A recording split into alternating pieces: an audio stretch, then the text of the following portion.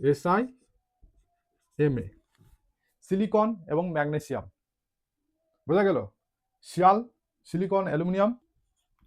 Kilometre যদি গভীরে যাওয়া যায় তাহলে সেখানে আমরা বহিঃকেন্দ্রমণ্ডলটাকে ক্রস করব 5100।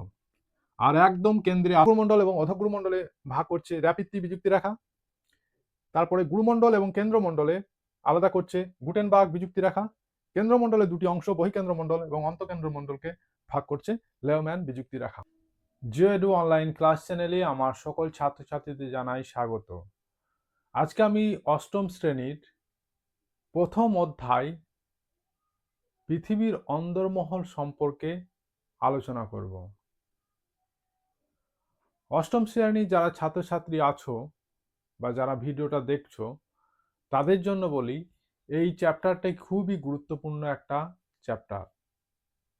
তার কারণ পৃথিবীর অন্দরমহল অর্থাৎ পৃথিবীর ভিতরে কি কি বিষয় আছে সেগুলো সম্পর্কে আমরা জানব। পৃথিবীর ভিতরে কি কি থাকতে পারে এই কৌতূহলটা আমাদের প্রত্যেকের আছে। আমরা কেউ পৃথিবীর ভিতরে যেতে পারি না সাধারণত। তাই পৃথিবীর ভিতরে কি আছে সেই কৌতূহলটা আমাদের সবসময় থেকে যায় ছোটবেলা থেকে। আজকে আমরা এই পৃথিবীর ভিতরে কি আছে অর্থাৎ পৃথিবীর অন্দরমহল কি, কি নিয়ে তৈরি এই পৃথিবী, সেই বিষয়গুলো সম্পর্কে জানব। এই বিষয়গুলো জানার আগে আমাদের কোনো বিষয় সম্পর্কে জানার আগে তার সৃষ্টিটা জানতে হবে। পৃথিবী যখন সৃষ্টি হয়েছে তখনকার ঘটনা আমাদেরকে জানতে হবে। প্রত্যেকটা জিনিসের বৈশিষ্ট্য লুকিয়ে থাকে তার সৃষ্টির মধ্যে, সেটা পৃথিবী হোক বা যে কোনো জিনিসই। পৃথিবী যখন সৃষ্টি হয় তখন কিভাবে সৃষ্টি হয়েছে সেটা আমাদেরকে প্রথমেই জানতে হবে। এই নিয়ে একটা গল্প বলি। গল্পটা হলো পৃথিবীর সৃষ্টি। আমাদের মনে প্রায়শই প্রশ্ন জাগে যে পৃথিবী কিভাবে সৃষ্টি হয়েছে। আর এই পৃথিবী সৃষ্টি আমরা জানতে পারবো না বা আমরা দেখতে পাবো না। তার কারণ কি? 454 প্রায় 500 কোটি বছর আগে বলা হয় যে পৃথিবী সৃষ্টি হয়েছে। তাহলে এই পৃথিবীর সৃষ্টি আমরা কিভাবে জানবো? এটা অনুমানিক ভিত্তি এবং কিছু কিছু বৈজ্ঞানিক প্রমাণের ভিত্তিতে আমরা এই পৃথিবীর সৃষ্টির রহস্য জানতে পারি। এই পৃথিবী সৃষ্টির বিভিন্ন যে রহস্য আছে, গ্রহকণিকা মতবাদ, নীহারিকা মতবাদ, এই ধরনের যে মতবাদগুলো আছে তার মধ্যে শ্রেষ্ঠ অর্থাৎ যুক্তিসম্মত পৃথিবী সৃষ্টির অর্থাৎ মহাকাশ সৃষ্টির তত্ত্ব হলো বিগ ব্যাং থিওরি বা মহাবিস্ফোরণ তত্ত্ব। এই মহাবিস্ফোরণ তত্ত্ব প্রমাণ হিসাবে প্রথম নামকরণ করেন জর্জ লেমেত্রে 1927 খ্রিস্টাব্দে। এই 1927 খ্রিস্টাব্দে তিনি এই বিগ ব্যাং থিওরির কথাটা বলেন। এই বিগ ব্যাং থিওরি তাহলে কি আমাদেরকে জানতে হবে? বিগ ব্যাং থিওরি বা মহাবিস্ফোরণ তত্ত্ব হলো পৃথিবী অর্থাৎ মহাবিশ্ব প্রথমত একটা ক্ষুদ্র জায়গার মধ্যে সীমাবদ্ধ ছিল। ক্ষুদ্র জায়গা বলতে আমাদের কল্পনা অতীত। ক্ষুদ্র জায়গা বলতে বৃহৎ জায়গা, অর্থাৎ সমস্ত বিষয়টা একটা জায়গার মধ্যে সীমাবদ্ধ ছিল। কিন্তু হঠাৎ কোনো একটা কারণে একটা মহা বিস্ফোরণ হয়, যার ফলে সে আস্তে আস্তে প্রসারিত হয়। মহাবিস্ফোরণ মানে আস্তে আস্তে প্রসারিত হতে থাকে। এবার এই প্রসারণ হঠাৎ করে প্রসারণ হওয়ার ফলে বিভিন্ন গ্রহ উপগ্রহ এইগুলো আস্তে আস্তে নিজের এরিয়া অনুযায়ী জমাটবদ্ধ হতে থাকে এবং একটা জ্বলন্ত যেহেতু গ্যাসীয় পিণ্ড ছিল, তাহলে প্রত্যেকটা জ্বলন্ত গ্যাসীয় পিণ্ড আকারে আলাদা আলাদা অংশে জমা হতে থাকে। এবার মূল যে জ্বলন্ত গ্যাসীয় সেটা সূর্য অর্থাৎ কেন্দ্রে অবস্থান করছে এবং বাকি যে ছোট ছোট পিণ্ডগুলো তাকে কেন্দ্র করে ঘুরতে থাকে। এই জ্বলন্ত গ্যাসীয় পিণ্ডগুলোর মধ্যেই পৃথিবী অবস্থান করছে, অর্থাৎ পৃথিবী একটা এই জ্বলন্ত গ্যাসীয় পিণ্ড আকারে অবস্থান করেছে প্রথমত। এই জ্বলন্ত গ্যাসীয় পিণ্ড তাহলে হঠাৎ করে আমরা এরকম কি করে দেখতে পাচ্ছি যে মাটি, শক্ত মাটি? এই শক্ত মাটি প্রথমে ছিল না। প্রথমত ছিল একটা জ্বলন্ত গ্যাসীয় পিণ্ড। সেই জ্বলন্ত গ্যাসীয় পিণ্ডটা গরম দুধের মধ্যে যেরকম আস্তে আস্তে সর পড়ে উপরের অংশটা কঠিন আবরণ তৈরি হয়, ঠিক পৃথিবীর আকারটা যেমন গোল হতে শুরু করে ঘূর্ণনের ফলে, ঠিক উপরের অংশটা আস্তে আস্তে কঠিন হতে থাকে, অর্থাৎ উপরের অংশটা সরের মতো অবস্থান করতে থাকে। বৃষ্টি হয়, পৃথিবী আস্তে আস্তে শীতল হয়। এই শীতল হওয়ার ফলেই উপরের একটা কঠিন আবরণ তৈরি হয়েছে, যেটাকে আমরা ভূপৃষ্ঠ বলি। তাহলে এবার কল্পনা করো, পৃথিবীর জ্বলন্ত গ্যাসীয় পিণ্ড, অর্থাৎ প্রত্যেকটা গ্রহই কিন্তু এই জ্বলন্ত গ্যাসীয় পিণ্ড থেকেই তৈরি হয়েছে। ঠিক পৃথিবীও সেরকম ভাবে জ্বলন্ত গ্যাসীয় পিণ্ড থেকেই তৈরি হয়েছে। তাহলে এখন বর্তমানে আমরা যে উপরের অংশ, সর অংশটা দেখছি, দুধের উপর যেরকম সর পড়ে, সে অংশটা এখন ভূপৃষ্ঠ। তাহলে কল্পনা করতে পারো যে তাহলে পৃথিবীর কেন্দ্রে হয়তো এখনো উত্তপ্ত আছে। আর সেটাই ঠিক, পৃথিবীর কেন্দ্র এখনো উত্তপ্ত আছে। তার কারণ ভূপৃষ্ঠটা ঠান্ডা হয়েছে, তাই কঠিন হয়েছে, কিন্তু কেন্দ্র এখনো ঠান্ডা হয়নি। সেই জ্বলন্ত গ্যাসীয় পিণ্ডটা এখনো জ্বলছে। এইবার আমরা জানবো যে এই পৃথিবীর ভিতরে কি কি আছে। সেটা যখনই জানতে পারবে তখন বুঝতে পারবে যে হ্যাঁ, পৃথিবী একটা জ্বলন্ত গ্যাসীয় পিণ্ড ছিল। এবার তোমাদের টপিকে চলে আসি, পৃথিবীর ভিতরে কি কি আছে। এই পৃথিবীর ভিতরে কি কি আছে সেগুলো জানতে পারবে এবং মিলাতে পারবে যে পূর্বের এই তত্ত্বগুলো সঠিক। আর এই সমস্ত তত্ত্বগুলো তৈরি হয়েছে এই বৈশিষ্ট্যগুলো দেখে। এবার চলে আসি তোমাদের মূল বিষয়ে। এতক্ষণ তো গল্প করলাম পৃথিবী কিভাবে সৃষ্টি হয়েছে। এবার তোমাদের মূল বিষয় হলো পৃথিবীর ভিতরের গঠন বা পৃথিবীর অন্দরমহল।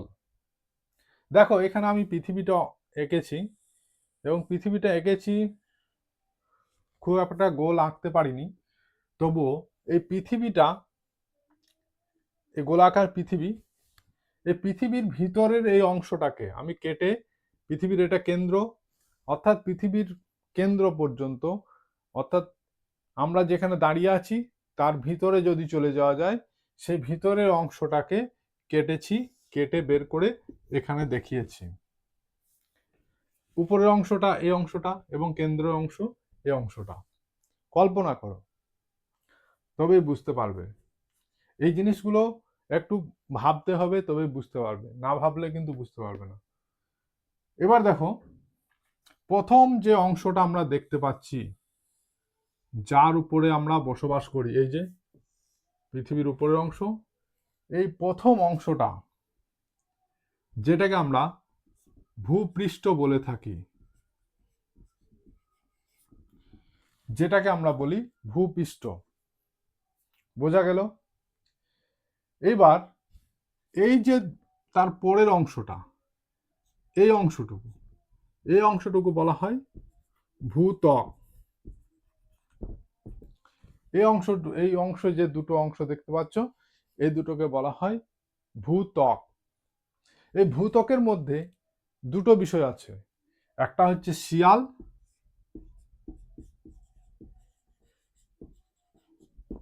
আর একটা হচ্ছে সীমা। এই শিয়াল সেই শিয়াল নয়, যে শিয়াল চার পায়ে জন্তু, সেই শিয়াল নয়। শিয়াল নামটা এসছে সিলিয়া, CSIAL, এই শিয়াল সিলিকন এবং অ্যালুমিনিয়াম। আর সীমা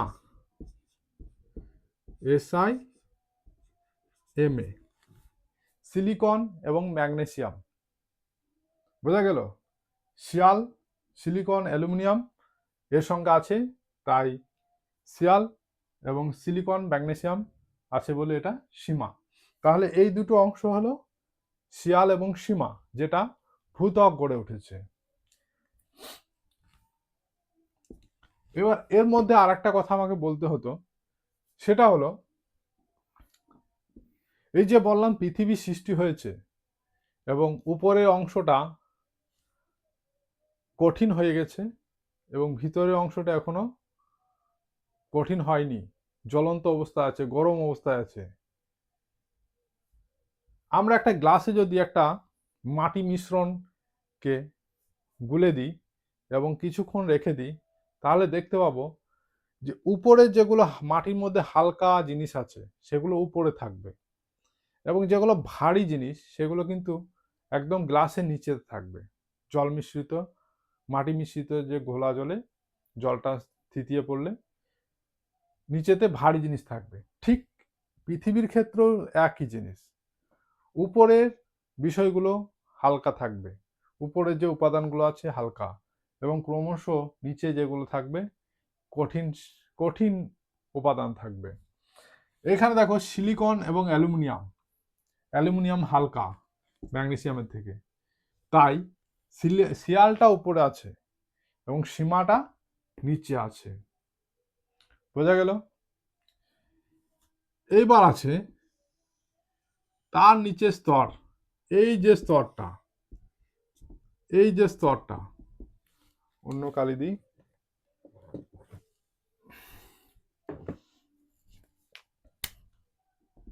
এই যে স্তরটা দেখতে পাচ্ছ,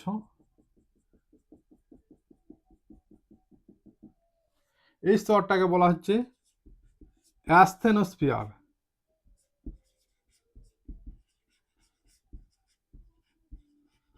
অ্যাসথেনোস্ফিয়ার স্তর, এই স্তরটাকে বলা হচ্ছে অ্যাসথেনোস্ফিয়ার। আর এই যে আলাদা আলাদা আমি লাইন টেনেছি এগুলো পড়ে আসছি, আগে এটা বুঝে নাও, তারপরে আসছে এই লাইনগুলো কি। আবার এটা হলো অ্যাসথেনোস্ফিয়ার, এই স্তরটা। তারপরে দেখো দুটো অংশ আছে, এই দুটো অংশ হচ্ছে গুরুমণ্ডল।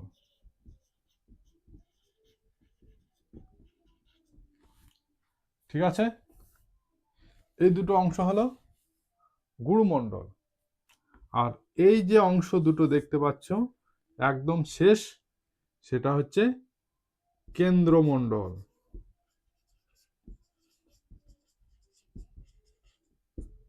তাহলে প্রথমে থাকছে ভূত্বক, তারপরে অ্যাস্তনোস্ফিয়ারে একটা স্তর থাকছে, তারপর গুরুমণ্ডল এবং কেন্দ্রমণ্ডল।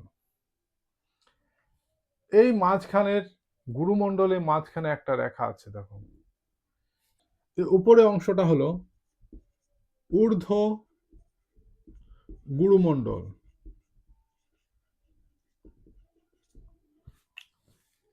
আর এই নিচের অংশটা হলো নিম্ন গুরুমণ্ডল। বোঝা গেল?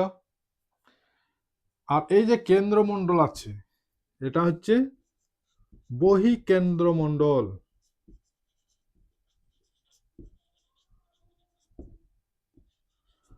এবং এটা হচ্ছে অন্তঃকেন্দ্রমণ্ডল। অন্ত ভিতরে যেহেতু আছে সেটা অন্তঃকেন্দ্রমণ্ডল।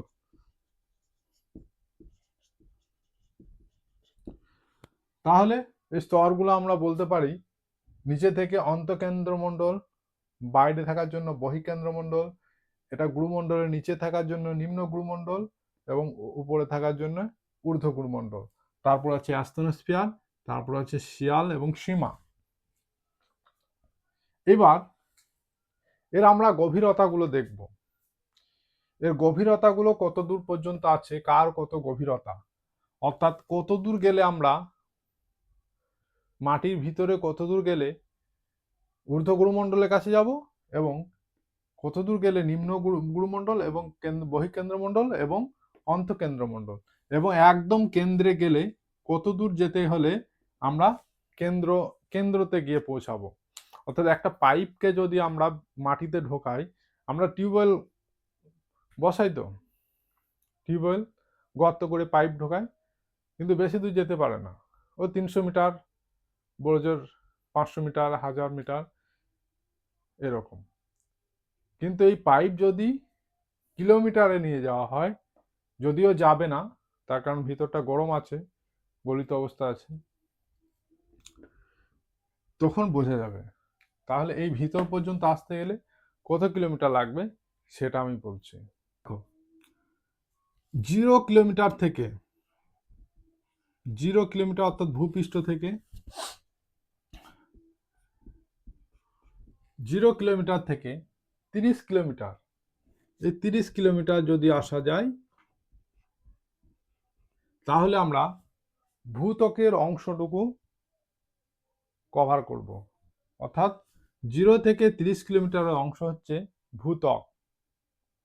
তারপর এই 30 কিলোমিটার থেকে, এই 30 কিলোমিটারের অংশ থেকে এখানে 200 কিলোমিটার, এই 200 কিলোমিটারের অংশ পর্যন্ত এটা হলো অ্যাস্তনোস্ফিয়ারের অংশ, এই অংশটা অ্যাস্তনোস্ফিয়ার। এবার 700 কিলোমিটার থেকে 2900 কিলোমিটার পর্যন্ত, 700 কিলোমিটার থেকে প্রায় 2900 কিলোমিটার পর্যন্ত এই অংশটুকু হলো নিম্ন গুরুমণ্ডল। এই 700 থেকে 2900 কিলোমিটার পর্যন্ত এই অংশটুকুকে বলা হচ্ছে নিম্ন গুরুমণ্ডল।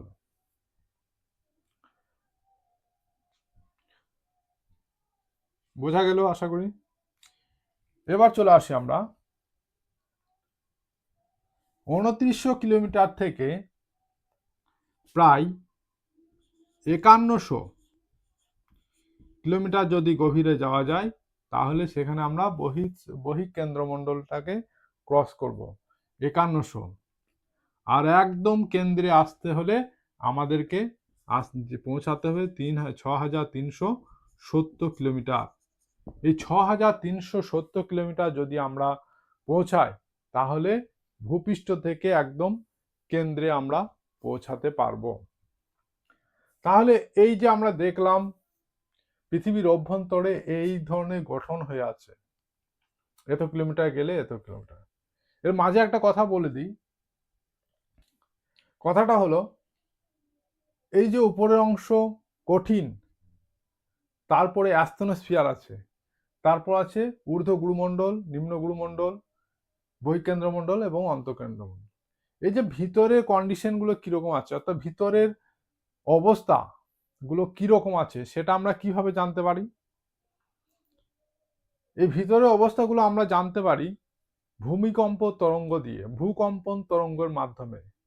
সেখানে প্রাইমারি ওয়েভ আছে, secondary P wave, S wave এবং এল ওয়েভ। এই ওয়েভগুলোর মাধ্যমে তোমরা উঁচু ক্লাসে যখন যাবে তখন বুঝতে পারবে। এই ওয়েভগুলো অর্থাৎ ভূকম্পন তরঙ্গ এখান থেকে পাঠিয়ে এইগুলোকে বিশ্লেষণ করা হয় এবং দেখা হয় কোন তরঙ্গটা কোন জায়গাতে গিয়ে বেঁকে যাচ্ছে। অর্থাৎ এই তরঙ্গের মধ্যে প্রাইমারি ওয়েভ এবং সেকেন্ডারি ওয়েভ পি এবং এস, এই তরঙ্গগুলো কোনোটা কঠিন মাধ্যম যেতে পারে, কোনোটা তরল মাধ্যমে যেতে পারে না, কোনোটা দুটো মাধ্যমেই যায়, একটু বেঁকে যায়। এই ব্যাপারগুলোকে লক্ষ্য করে ভিতরে কি অবস্থায় আছে সেটা আমরা জানতে পেরেছি। আর একটা বিষয় আমরা দেখি, পৃথিবীর গভীরতা বাড়ার সঙ্গে সঙ্গে উত্তাপ বৃদ্ধি পায়। প্রতি 33 মিটার উচ্চতায় গভীরতায় 1 ডিগ্রি সেন্টিগ্রেড করে উষ্ণতা বৃদ্ধি পায়। প্রতি 33 মিটার গভীরতা যদি যায় আমরা 1 ডিগ্রি সেন্টিগ্রেড উত্তাপ বৃদ্ধি হতে দেখি। আর কি দেখি, খনিতে যখন কাজ করা হয় ভূগর্ভের ভিতরে খনিতে, তখন দেখা যায় সেখানকার টেম্পারেচার বেশি। আর কি উদাহরণ আছে, আগ্নেয়গিরি থেকে লাভা বেরিয়ে আসে। ভিতরের যে ম্যাগমাগুলো আছে পৃথিবীর অভ্যন্তরে, সেই ম্যাগমাগুলো বাইরে বেরিয়ে আসে, লাভা বলে সেটা। তাহলে এই লাভা বেরিয়ে আসাটাকে অর্থাৎ ম্যাগমা বেরিয়ে আসাটাকে বলা দেখেও বোঝা যায় গরম যে উত্তপ্ত গলিত অবস্থায় বেরিয়ে আসে, এগুলো দেখে বোঝা যায় পৃথিবীর অভ্যন্তর গলিত অবস্থায় আছে। আর কি আমরা দেখি, যেমন বক্রেশ্বর আছে, বক্রেশ্বরে মাটি থেকে যে জল প্রস্রবণ বেরিয়ে আসে সেই জল কিন্তু ফুটন্ত, খুব গরম। তাহলে এই জল যে বেরিয়ে আসছে মাটির গভীর থেকে, সেটা দেখেও বলা যায় যে মাটির গভীরে উত্তাপ আছে এবং কেন্দ্র গলিত অবস্থায় আছে। এখন আমরা এই যে লাইনগুলো আমরা টেনেছিলাম, এই যে লাইনগুলো, এই লাইনগুলোর নাম আছে, এই নামগুলো এখন আমরা জানব। প্রথমে দেখো, ভূত্বকের মধ্যে শিয়াল ও সীমা আছে। শিয়াল, এই যে শিয়াল অংশ, এই অংশটা শিয়াল, এবং এর নিচের অংশটা সীমা। এর মাঝখানে যে রেখাটা আছে এগুলোকে বলা হচ্ছে বিযুক্তি রেখা, অর্থাৎ দুটো স্তরকে আলাদা করেছে, এদের একটা করে নাম দেওয়া হয়েছে। এই স্তরটার নাম হলো কনরাড বিযুক্তি রেখা। বিযুক্তি রেখা।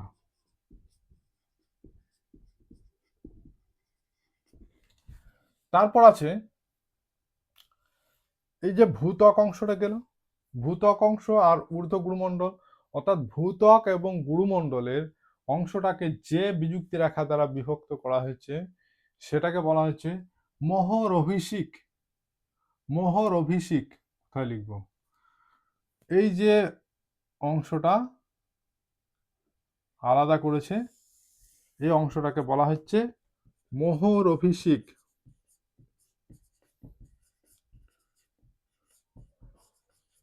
বিযুক্তি রেখা। মোহর অভিষিক বিযুক্তি রেখা বা মোহ বিযুক্তি রেখা। ঊর্ধ্ব গুরুমণ্ডল এবং নিম্ন গুরুমণ্ডল, এই রেখা দুটোকে, এই এই স্তর দুটোকে আলাদা করেছে রেপিত্তি। রেপিত্তি বিযুক্তি রেখা।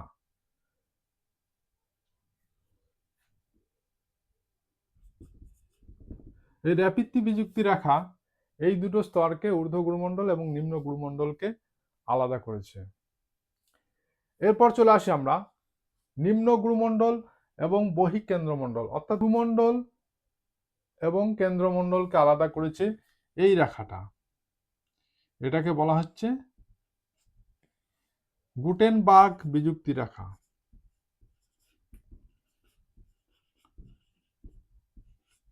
বিযুক্তি রেখা, ডিসকন্টিনিউটি, গুটেনবার্গ। তারপরে এই বহিঃকেন্দ্রমণ্ডল আছে দুটো অংশ, বহিঃকেন্দ্রমণ্ডল এবং অন্তঃকেন্দ্রমণ্ডল। এই বহিঃকেন্দ্রমণ্ডল এবং অন্তঃকেন্দ্রমণ্ডলের দুটো অংশকে ভাগ করেছে লেহম্যান বিযুক্তি রেখা। লেহম্যান বিযুক্তি রেখা। তাহলে এই বিযুক্তি রেখাগুলো আমরা দেখলাম। প্রথমে আছে কনরাড বিযুক্তি রেখা, শিয়াল এবং সীমাকে আলাদা করেছে। তারপর মোহর অভিষিক বিযুক্তি রেখা, সেটাকে আলাদা করছে ভূত্বক এবং গুরুমণ্ডলকে। তারপর গুরুমণ্ডলকে ঊর্ধ্ব গুরুমণ্ডল এবং অধঃ গুরুমণ্ডলে ভাগ করছে রেপিত্তি বিযুক্তি রেখা। তারপরে গুরুমণ্ডল এবং কেন্দ্রমণ্ডলে আলাদা করছে গুটেনবার্গ বিযুক্তি রেখা। কেন্দ্রমণ্ডলের দুটি অংশ, বহিঃকেন্দ্রমণ্ডল এবং অন্তঃকেন্দ্রমণ্ডলকে ভাগ করছে লেহম্যান বিযুক্তি রেখা। তাহলে আজকে তোমাদের এই যে গোটা বিষয়টা পড়ালাম, গোটা বিষয়টার মধ্যে তোমাদের পৃথিবী কিভাবে সৃষ্টি হয়েছে, তারপর পৃথিবী সৃষ্টি হওয়ার পর পৃথিবীর ভিতরকার যে অংশ, অর্থাৎ পৃথিবীর অন্দরমহল কি কি আছে সেগুলো নিয়ে আলোচনা করলাম, এবং প্রত্যেকটা ডিসকন্টিনিউটি অর্থাৎ বিযুক্তি রেখা নিয়ে আলোচনা করেছি এবং তাদের নাম বলেছি। তার সঙ্গে বলেছি যে পৃথিবীর অভ্যন্তর পর্যন্ত তাদের গভীরতা কত কিলোমিটার পর্যন্ত, এগুলো আমরা আলোচনা করলাম। পরবর্তী ভিডিওতে এই চ্যাপ্টারের কিছু বিষয় আছে যে বিষয়গুলোর নাম তোমরা শুনে থাকবে, সেই বিষয়গুলো নিয়ে আলোচনা, সেই অংশগুলো বা সেই টপিকগুলো নিয়ে আমি আলোচনা করব প্রত্যেকটা পয়েন্ট।